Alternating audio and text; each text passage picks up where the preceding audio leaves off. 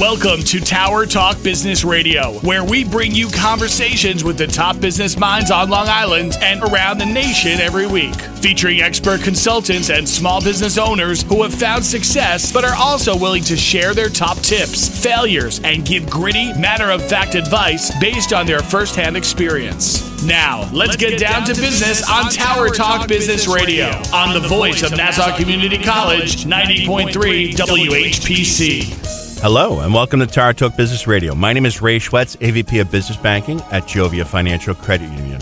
We're focused on being the premier resource for business and entrepreneurship, and we bring you weekly advice, tips, tools, and services that help you grow your business. Plus, we interview the top business and community leaders in the industry. And today, I'm very excited to have our guest on Tower Talk, Alex Lipsky. He is the owner of Lipsky Construction. Now, Lipsky Construction is a 3-generational leader in commercial construction projects dating back to 1955 and the founding of the Levittown Carpentry Company. Back in 1973, they grew to include commercial projects, and now Alex continues in that tradition and the evolution of the construction business as a leader in his field. So I'm very excited to talk with you, Alex. Before we jump into the business, why don't you tell me a little bit about yourself, your family, the history of the Lipsky business on Long Island. Thank you, Ray, and thank you very much for that introduction. I'm going to try to emphasize on what you just talked about because you really hit it on the head of what I do for a living. Oh, good. Okay. My name is Alex Lipsky. I am the president of Lipsky Construction, a third-generation construction management firm located here on Long Island. I have been working in the construction industry for over 16 years. In my company, I've held every single seat, every single position. In high school, I was the laborer shoveling debris into a garbage pail. In college, I was an assistant project manager helping out on accounts payable, accounts receivable, submittals, every single position. After college, my professional career started in the bookkeeping side. I was the accounting side, then the estimator, and I evolved into the assistant project management, and then I was in the field for many years. Mm-hmm. So in the field, I grew from a site superintendent and then moved over and really created our New York City brand. I was a licensed New York City superintendent for many years, building our largest projects in Brooklyn, in Queens, all the city projects. And at one point was pulled back into the office and became one of our senior project managers. And in the past 3 years, my brother and I put the hat on of owner. We bought the company from my father and my uncle, and it's been a different world that I don't think anything can really get you ready for, the ownership role. But it's been a completely new avenue for us, and we're very excited. And I think we've been doing a pretty good job of it. Yeah, well, one thing that you really have going for you is that you have worked in all those different positions. So what's wonderful about that is that's really the true way to prepare a leader in the field. You're experiencing everything internally, what goes on within the organization. You're experiencing what goes out in the market, and you're experiencing everything out in the field and actually rolling up your sleeves and doing the work and all that. So it's great because I think a true leader really needs to understand each job. Yeah, each level of work within the organization. Our own CEO, he's been with the organization for a very long time at Jovia, and he's worked in different positions. He knows the different areas, and I really think that prepares you for, well, whatever comes your way. Whatever comes my way, and there's truly nothing that scares me. Anybody that I talk to in my company, I've sat in that seat. I know what they're going through, and I know how to improve on what they're doing. I've cut out the the fat of their position to make sure that it's streamlined, it's more effective, it's more efficient, to make sure that we are more efficient for our clients. So that is what I do in Lipsky world. And that's my personal career. Me as a person, I'm a girl dad. Okay. I'm a girl dad through and through. Me too. Yep. So I'm the father of Colette and Sienna Lipsky, my 3-year-old and my 1-year-old, and I love them to death. I'm also a husband to an amazing wife, and that's the reason I'm even here. She was able to take the kids in the morning and make sure that I'm successful in my career. So, Michelle, if you're listening, love you. Always important to give the I have to CEO at home the shout out. So, and I'm with you on that. Yes. Being a girl dad there's something special about that. Yeah. That's amazing. So you also asked the history of Lipsky Construction. Yeah, because you guys have such a robust history. Yeah. We've started our backing is my grandfather was a World War II vet. He moved into a Levitt house, the historic Levittown historic homes that everybody talks about, the original suburbia. And from there, he renovated his home. He renovated a neighbor's home and really created his own Levittown Carpentry Company from there. He was known at it. He was an award-winning carpenter in his early career. From there, it was really what jump-started everything was when my father and my uncle came back from college and made it their own. That's when we formalized the name Lipsky Construction. That's when we realized there's value and integrity in the Lipsky name and what we want it to be known for. Over the next 30 years, my father, my uncle, and even my grandfather became one of the most prestigious and trustworthy and knowledgeable contractors on Long Island, building schools, hospitals, airports, libraries, a lot in the public sector, thousands of homes in the private sector, became one of the most powerful and proficient contractors on Long Island.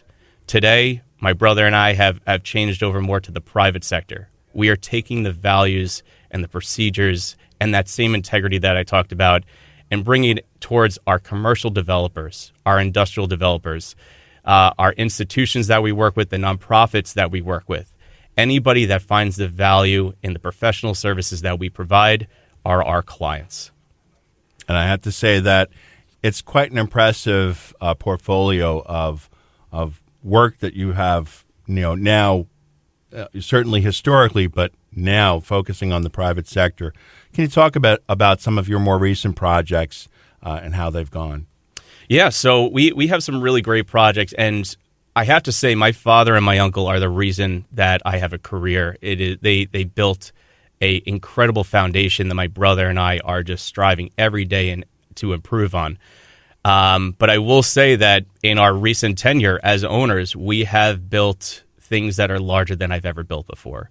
Just finishing a 140,000 square foot industrial building. We're doing a 58,000 square foot ground up cold storage facility in Brooklyn. We're doing historic hotels in Montauk. We're doing 35,000 square feet of condo facilities in West Hampton Beach. We are working with incredible clients. We are working with incredible owners. And it's really the word of mouth reputation that my father and my uncle developed. And now my brother and I are running as fast and hard as possible on. That is the reason that our company exists. We run on our reputation. And I can also say that having that impressive portfolio of buildings, it's got to be very fulfilling to see that work like formalized. I know sometimes, like me as a commercial banker, I'll be speaking to my kids as we're driving by a building, and I'll be like, Jovia financed that. I was part of that. You feel a certain pride in the community and the work that you're doing, and I see that shines through in you and in the quality of the work. Absolutely. We're in a very unique industry. This is something that really, really stays with me. I remember driving around as a kid, and my father would point to, I built this, I built that. And after dozens of times, I say, Dad, I don't want to hear you. As a teenager, we're always saying, Dad, shut up, Yeah. Of course. But the industry that we're in allows us to point to physical monuments and say those three words, to say, I built that. And today, my very first project that I built 16 years ago was a library in a South Shore community of Sayville, New York. The Sayville Library. Ground up, beautiful building. Yeah. That was my first project. Today, I live in Sayville. I get to bring my daughter to what she calls Dad's Library. Wow. And that is the reason I do this every single day. It allows me to keep going. It's the ability to point to these physical monuments, these landmarks on Long Island, and say, I was a part of that, I built that, and it's really incredible. Now, what's your day-to-day like? Because I have a picture of that. I have a picture, you're driving around different sites, you're wearing a hard hat. Like, I'm sure that's partially true, but what's your day-to-day like? So I'm sure you're asking business-wise. What do I do? And yeah, business-wise. But I got to say, my day starts by taking my kids and waking them up. That is absolutely how I start my day. That's my morning coffee is taking my kids out of bed and waking them up for school. I do the mornings with my kids. I make sure I do it every single morning. there's nothing better than seeing their blue eyes stare back at you and say, "Why'd you wake me up?" Well, this is why we do what we do. This is why we do it. Exactly. When I leave the house, it's game time. I transform into a different person. I put it absolutely setting up for game time. I usually start the day by driving into work, listening to a sales book, listening to a business book, trying to improve myself every single day. They always talk about if you can improve yourself 1% every single day, you're 365 times better than the next person. So going into business, that is my coffee. That's how I get energized for the day. Immediately walking in the door, I meet with the team. I love walking around, doing my hellos. I am a big emphasizer on teamwork. Mm-hmm. I think if we're all rowing in the same direction, if we all have a common goal in mind, then we're able to really feat incredible things. So walking around, finding out how their day was, how their night was, if there's anything that came through overnight that I need to pay attention to. And then, unfortunately, I jump right into emails, which is probably the worst part of my day, but it allows me to set up my priority list. I'm a big list guy. Mm-hmm. Everything has to be in my calendar. It doesn't exist. Set up the priorities and then start attacking, whether it's speaking with clients, setting up meetings, attending meetings. Just like if in the morning, if I'm attending a meeting and I'm going in the car, I'm back on the books. I'm either making phone calls the entire time I'm in the car, or I am listening to a sales book or a business book, an ownership book, a teamwork book. Anything to make sure that I am that 1% better every single day is what I'm really striving for. So my day-to-day is a lot of mundane business, but then the nights are kind of very unique in the industry of real estate and construction. While I'm visiting job sites, meeting with owners, I do attend a lot of networking events. Because of my standing arrangement with my family, I try to limit that to 1-2 times per week. Yeah, good luck with that. Yeah, and tell me how you do it, because I'd like to know. I don't know. This is, again, only putting the ownership hat on 3 years ago. I'm still figuring that out every single day. It is the blessing of my wife. She understands that her job is a little more rigid. She has the 9 to 5. Mine starts before 7:30 and it ends, you and I talked before this radio show, 11 o'clock at night some nights. So whatever it takes to make sure that we're putting ourselves out there, getting in front of owners. But through that, I've met some pretty incredible people. I've met, I think we both met the Moxie organization, Jenna and the team. Yes, absolutely. The team over there is fantastic. Mm-hmm. I sit on the board of directors of the Boy Scouts of America of Nassau County. And you're an Eagle Scout. And I'm an Eagle Scout. Thank you. Yes, I'm very proud of that. I sit on the board of directors of the Long Island Builders Institute. I'm a member of the Hauppauge Industrial Alliance. Anything to do with my industry, and not just where it benefits me, but where it benefits others. I see that has a mutual benefit. Well, and I would say that focusing on what you're doing so well, that is helping others, because the fact of the matter is, sometimes that's what we need to do. We just need to show up. Yeah. We need to show up. We need to share. We need to collaborate. And I think that that's very important.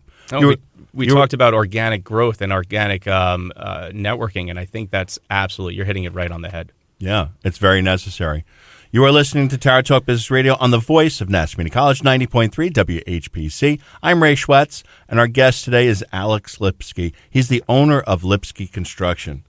So I want to talk with you about what you've been doing as far as your speaking engagements. I had the pleasure of sitting down with you recently, and what I loved about the conversation that you and I were having was that you really, to me, you're a thought leader in the construction industry, not only because of the history, but also the thoughts towards the future and how technology is changing your job. Technology is changing how the industry works, and you've had some speaking engagements on that. I find this topic fascinating because it really is everything that we grew up on as science fiction. For me, it was the 70s. For you, it was not. But all that stuff that we grew up on is happening, and it's wonderful to see folks harnessing that. Can you talk to me a little bit about that side of things for you? Yes, and thank you for bringing that up, because it's something that I am passionate about. I would consider myself a technology enthusiast. Being a digital native with computers since elementary school, Not like the TikTok kids of today, but definitely computers since elementary school. Got to say, my kids, half the time I have trouble with technology. I'm not going to our IT folks because they're completely overworked. I'm going to my daughter. I'm calling her up and saying, listen, how do I do this? And she's walking me through it. Oh, yeah, but if they have time for you, right? If they have time for me. And thankfully, I have an intern. Well, actually, I'm sorry. I'm saying an intern now. He's a full-time employee of mine. And I'm learning so much from him because he's Gen Z, Gen Alpha. I don't know current generation. Yep. Anyway, but I digress, please. No, you're absolutely right. And so in my understanding of construction technologies and where we are today is everything we have today is amazing. We have some really beneficial tools at our disposal. When it comes to the upcoming technologies, we have to look backwards on the technologies. So if you look at architects were using blueprints. They were hand-drawing blueprints, and there's a great graphic out there, a photo of, they must be drawing a skyscraper. It's 60 drafters in a room drawing the same building, trying to make sure that it all coordinates to each other. What did that turn into? AutoCAD. In the 80s into the 90s, AutoCAD came out, and people looked at it like, well, I'm not going to do that. I'm going to continue to hand draw. I'm going to continue to do blueprints, what I know tried and true. Well, that's sink or swim. Either you dive into these technologies or you're left behind. When it came to AutoCAD, now that's the norm. That is actually that is even the past norm. Now it's BIM modeling and Revit modeling, where it's either CAD, BIM, Revit, or else you're left behind. Nobody's hand drawing anymore. That is the same thing with construction management technologies. And I know I speak often about artificial intelligence, and I've been beneficial that I've been on 4 speaking panels this year about the topic of artificial intelligence in the construction industry. Where we are today, in my eyes, is we are still in its infancy, especially in artificial intelligence. A lot of the construction technologies out there are using it as a marketing ploy. We do artificial intelligence, look at us, hooray. Really what's going on out there is we are learning how we can use these technologies for construction, because like ChatGPT is just a chatbot. It is a chatbot powered by algorithms, which is utilizing an artificial intelligence. And it is allowing us to ask questions and get answers that were not available to us 3 years ago, 4 years ago, and now it's available to the general public. In construction world, there's not going to be a construction GPT. I don't believe so. What we're going to see is the incorporation of these technologies into the major brands, into the Autodesk, into the construction clouds, into Procore Technologies, which is a major brand out there. It's going to be small little nuances that are taken away. It's going to be small little improvements that make our day-to-day operations easier, more efficient, and more effective for the clients that we work with. And that's the overall goal. If we could provide more value to our clients with less workforce, I'm buying that technology every single day of the week. Absolutely. Yeah, harnessing that, I mean, that's really the future. Now, I'm sure there are tons of misconceptions about the work you do. What are like the biggest misconceptions you kind of hear when you're out networking?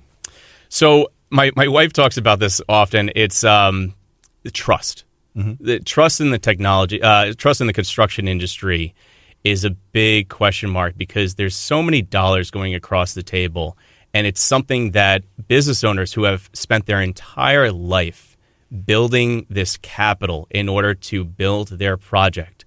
Why are the costs so high? What is inside of this cost? As a general contractor, we are just costing what they and their architect have designed. So we're at a disadvantage trying to describe to them why it costs so much, because they had the past 2-3 years to develop this project. But I will say that I renovated my own house. And even when I renovated my own house, I kept every single dollar close to my chest. I wanted to know what was in every single number. Now, I have the education in the background to ask the questions, to dive into it myself and say, okay, it does cost that much. Maybe we could tweak this a little bit, make it a little bit less. And that's just my professional career and my education. I'm going to say the word layman, a common folk business owner that does not have that education is absolutely going to be met with questions. And that's why in my world in construction, in Lipsky Construction, we work in transparency. We want you to ask those questions. We have to be a collaborative environment and make our clients successful, or else, again, I talked about reputation. They're not going to use me on the next project.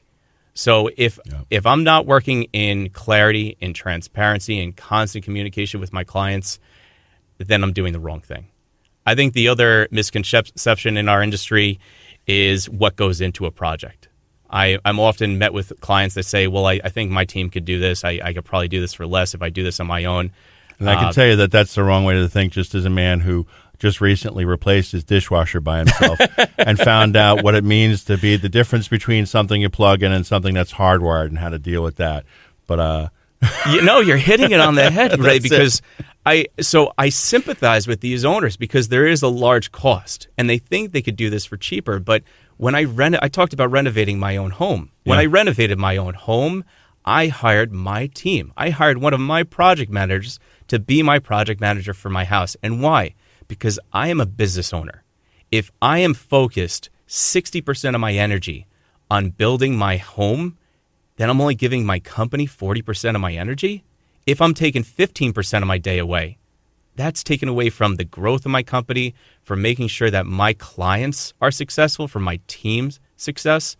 So hiring one of my project managers to build my own home was the best decision I ever made. So I absolutely sympathize with our clients that think I could do this for less. How do I figure this out?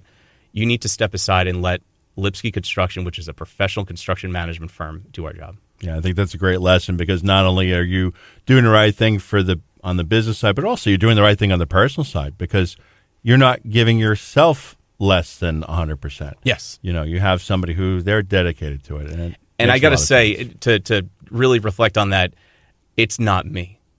I am good. I'm very good. I've been told by many that I'm very good, but I have the best team. I think my team today is better than we've ever had in the history of my company. And a lot of that has to do with the hand-holding and training that my brother and my brother's my business partner. He's a fantastic individual. The training that Joel Lipsky and Alex Lipsky have emphasized with each member of our team. We have had direct training with them. We know that they have bought into what we're selling, which is not just to our clients, but I have to sell to my team. Make sure that we're all sailing in the same direction. Oh, yeah. We're all rowing in the same direction, and my team knows where we're headed next. That's the only way that you can have a full team that is backing you. It's such a huge lesson and so important. I realized this when I went whitewater rafting with my family. That's when you realize if you're an effective leader or not and what you got to work on because we're all rowing in different directions. Each one of us is trying to be the captain, and it just can't happen that way. Absolutely. Absolutely agree. Now, so for you, what risks are you seeing in the industry? How are you mitigating those risks as a business owner, as someone in this industry? When it comes to risks, being in construction, I have to talk about safety, but I think you're talking about being in the business owner. Mm-hmm. The risk in the construction industry for a business owner is my reputation. I know I spoke about that previously, but it is how I have a company. We can't speak about it enough. Not enough. Yeah. I have built the reputation that I have over my 15, 16-year career, and I could lose it in 15, 16 seconds. So I've heard many years ago that you're only as good as the project that you have done previously. I think it's a culmination of all the products that I've done previously, the products that I'm on today, and the projects that I'm going to do tomorrow. That is my reputation. I was told many years ago by my father. He actually rushed me into the room that he was in. He was in the conference room with an owner. He says, I want you to hear what this gentleman just had to say. And it was an older gentleman who I now have a tremendous amount of respect for. And he said, say the same thing. Say the same thing to Alex. What did you just say? And he said, Lipsky Construction is known as the Golden Boys from Bayport. And I sat there and I'm like, at the time I was like, of course, yeah, because we do the right thing. I will ride on that until I can't walk anymore. That reputation right there is why I have a company. It's why the Lipsky name is very bold in this industry. We have a stellar reputation. It's something that I will never waver on. We're known from our subcontractors as the contractor that pays. We're reputable. We're known from our clients as the contractor that's doing the right thing.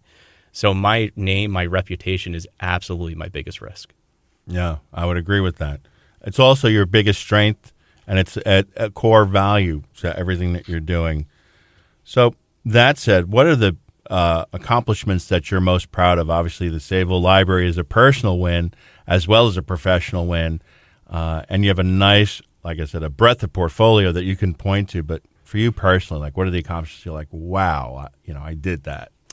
So I'm very proud of what I do. I love what I do, and I don't think I was always there. I don't think I always loved what I was doing, but it was many years ago that I was cleaning through some of the old boxes, and I found my grandfather's original business card, Herbert Lipsky, Levittown Carpentry Company, and I have now framed that. So knowing that I've built on his brand, on his foundation that he built, I'm extremely proud of that. Of course, I have to say that I'm proud of being a father. I'm very proud of being a father. But I would say my most recent amazing accomplishment that I'm most proud of is earlier this year, I got to watch in the audience, and I was a speaker at the event as well, where my father was given the recognition of a Lifetime Achievement Award in the construction industry. And I'll tell you, my father's reputation out there is stellar. My father, I keep hearing, I heard stories 2 days ago of your father did this for me, something I never heard before. And it doesn't shock me. Of course he did that. He doesn't sit on boards. He's the CEO of multiple organizations where he's always giving back to the community, nonprofits, volunteering. He's an EMT. He just renewed his EMT. He's the first to run to a fire with his volunteer fire department. Wow. He runs the Long Island Scuba Diver Association. He does not stop. He truly does not stop. So watching him receive his Lifetime Achievement Award for his career in construction management is absolutely the accomplishment I'm most proud of recently. And that's pretty huge. And you know what? It's a wonderful thing. It's a wonderful thing to have that and to strive for that for yourself. So that's great work that you're doing. Excited to see the future of Lipsky Construction based on the history that we've already seen. Want to thank you, Alex Lipsky, for being on our show today. Glad to have you, and thank you for sharing your story. Right. Thank you very much. And, of course, you could always find me on LinkedIn. As you know, I'm very active on LinkedIn. So if anybody's looking for me, Alex Lipsky, Lipsky Construction. Thank you very much.